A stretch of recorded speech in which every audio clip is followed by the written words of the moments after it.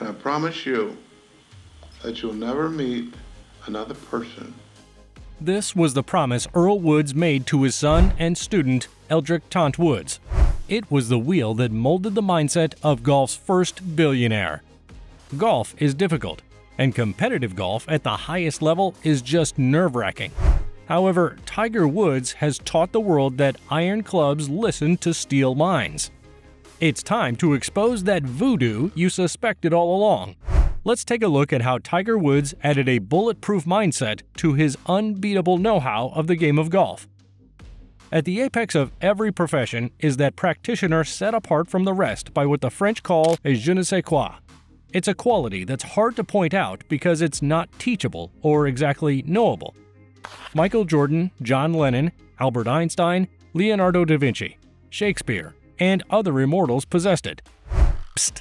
Word on the street is that Tiger Woods also has this thing. Sorry, but the cat had to leave the bag. It's true that Tiger mesmerized galleries with one of the cleanest swings we'll ever see. His short game is peerless. But there's one question on your mind, and we know it. Where did his inhuman doggedness come from? If you ask anyone unlucky enough to play against Tiger Woods in his prime, they'd say none of his technical and physical attributes made Tiger Tiger. They'd say his winning factor lies beyond the material. His talisman resides in his head. Where are you, Roger? Right behind the green here, John. Just look at that stone-cold gaze. Tiger's mind was simply prepared to perform under pressure better than anyone else's. Even Ernie Els, one of Tiger's closest rivals in the 2000s, once talked about how easily Tiger could get into his opponent's head. In 2008, Els told the press this about Tiger. When he's out there, he's in contention, you know he's not going away, and you know he's not going to make too many mistakes. So it puts added pressure on yourself, and sometimes drives you into things that you don't normally do. Then he recounted an encounter with Tiger's mind control at the 2008 Dubai Classic. On the final hole, the Big Easy, as he's called, had the choice to settle for a birdie and win a playoff. Instead, Tiger's telepathic sorcery made Els gun for an impossible eagle. Soon, he found out his eagle was actually a duck, as his audacious try found water. Another neat trick, courtesy of Tiger's puppeteering. If Tiger's aura is so sharp that it cuts through the mind of his opposition, where then did he get this deadly weapon? Of course, it started with his father and mother. Tiger would be nobody without his parents. Earl Woods gave his son his first cut-down golf club as a toddler, but he also added one piece of equipment that doesn't fit in a golf bag. Due to his background as a Vietnam War veteran, the former Green Beret instilled in his son a soldier's discipline and a sniper's focus. He seasoned Tiger for the distraction of the wild crowds with some thoughtful gimmicks. Tiger would be standing over his ball, ready to make his tee shot. Then Earl would drop a golf bag, stopping Tiger in his tracks. As the boy attempted to swing again, Earl would drop dozens of golf balls to break his son's concentration. Then Tiger would give him an icy stare and proceed to float a perfect shot into the middle of the fairway. His mind was shaped by a conscious upbringing focused on details. Still, this doesn't fully explain the origin of his ability to keep a tunnel vision throughout 4-day or sometimes 5-day tournaments. What? You think it's goat's milk? Come on! We all know drinking goat milk won't make you the GOAT. As Tiger's youth coach John Anselmo remembers it, his mother had something to do with it. Coltita Woods is a Thai-born Buddhist, and she had shown her son the way of the Buddha early in his life. In fact, in 1996, the year before Tiger turned pro, a Sports Illustrated profile revealed that the 20-something-year-old took his faith quite seriously.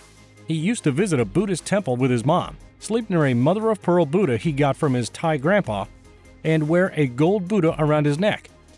Yet Tiger's faith wasn't the only thing that made him a guru. His father raised the bar by recruiting Jay Brunza as Tiger's mental coach. Brunza was a retired Navy captain and clinical psychologist. He understood how to teach unwavering concentration from his work with U.S. naval athletes. It was Brunza who, in addition to hypnotizing Tiger, taught him self-hypnosis. He showed him how to independently recenter his focus whenever it shifted. Yeah, he was focused, but how focused was Tiger? While on a flight in 2018, Justin Thomas asked Tiger what his routine was like at Thomas's age. Interestingly, Tiger was just like every normal 24-year-old. if every normal 24-year-old was trying to take over the world. Smiling, Tiger told Thomas, "Well, I used to get up in the morning, run 4 miles, then I'd go to the gym, do my lift, then I'd hit balls for 2 or 3 hours. I'd go play, come back, work on my short game. I'd go run another 4 miles. And then if anyone wanted to go and play basketball or tennis, I'd go play basketball or tennis. That was my daily routine." Did he say daily? So these guns didn't come from spinach after all. Although he added that he wasn't doing that anymore now, which kind of makes sense, since nowadays his body says, "Too old for this sort of thing," every time he tries to make it do the hard stuff. All of this training early in Tiger's life allowed him to control his game regardless of the situation, and he would hand the baton to his son Charlie. When he warned the young man about his on-course temper, he told him, "Son, I don't care how mad you get. Your head could blow off for all I care, just as long as you're 100% committed to the next shot. That next shot should be the most important shot in your life. It should be more important than breathing." You could tell Tiger took his own advice because the numbers never lie. It's why everyone wants to marry a 10. His 22.8 winning percentage, recorded from winning 82 tournaments in 359 starts, will remain the best in PGA Tour history for a long while. He attained it by knowing to always focus on the next shot. There are even times when he's so lost in his flow state that he doesn't even remember hitting the ball. There are many putts or many shots where I don't remember. Other times, he gets so carried away that he forgets that he can't be good at everything. But he's just so addicted to winning. Phil Mickelson knows, more than most people, how much Tiger loves winning at golf. But ping pong? Jack Nicklaus told a story of the two legends playing the old ball game. During a President's Cup, Tiger accepted Phil's invitation to a ping pong table in their cabin and won the first 2 games. Then, he agreed to trade sides after Mickelson complained the buffet behind him was impeding his game. With their positions reversed, Mickelson won the next game. Tiger, knowing his competition was getting comfortable, took the cue and refused Mickelson the joy of tying him. When Mickelson asked for another game, Tiger simply said, "Phil, 2-1. And as Jack remembered, he never played him again the rest of the week. If you think he's petty when he's winning, how do you think he reacts to losses?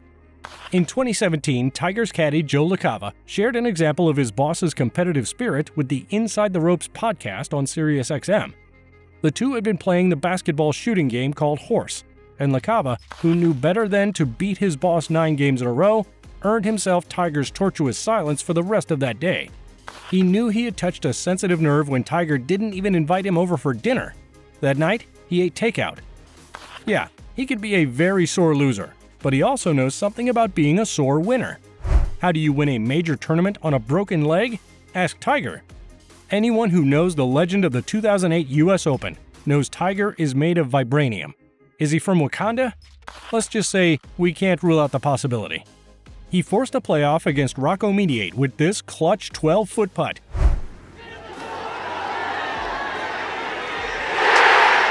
Then he proceeded to win the major in a sudden death round after an 18-hole playoff. All these he did on a fractured tibia. That ability to fight through pain is what no one can teach you. It's an example of insane determination at its purest. By the end of that tournament, his body was so broken that he had to stay away from the game for nearly 9 months. Tiger really takes that no pain, no gain thing a little too seriously. But the golf course is not the only area Tiger's rock-solid determination has served him. Tiger has taken the wrong turn in life so many times that it's crazy that he's still standing or playing golf. But he had some gas left in the tank. His fabled doggedness allowed him to correct the bad habit loop he had formed. He headed to rehab again, this time to flush his system and get a fresh start. Somehow he rediscovered some of his old magic, enough to make one of the greatest comebacks in the history of sports. Tiger overcame all of these hurdles under the hot scrutiny of the spotlight. No golfer and very few sportsmen have had to deal with the level of media attention Tiger has received. All his life, perfection was demanded of him, and if he seemed withdrawn, it was his way of dealing with the noise and staying sane. He dedicated a lifetime to perfecting a lonely game like golf and closed himself off from the world. There was a reason he had a private island and named his yacht Privacy. He needed seclusion. But growing up as he did, he had no choice but to deal with the media all his life. The explosion of his star was merely a formality. Tiger was able to deal with the high expectations because he could concentrate on himself. I really don't care what they think, but to be honest with you. In 2022, Tiger limped to the last hole at Augusta, finishing 43rd. It was his worst performance at the Masters as a pro. Still, it was a victory for Tiger and everyone who watched him play on one leg after his horrible car crash the year before.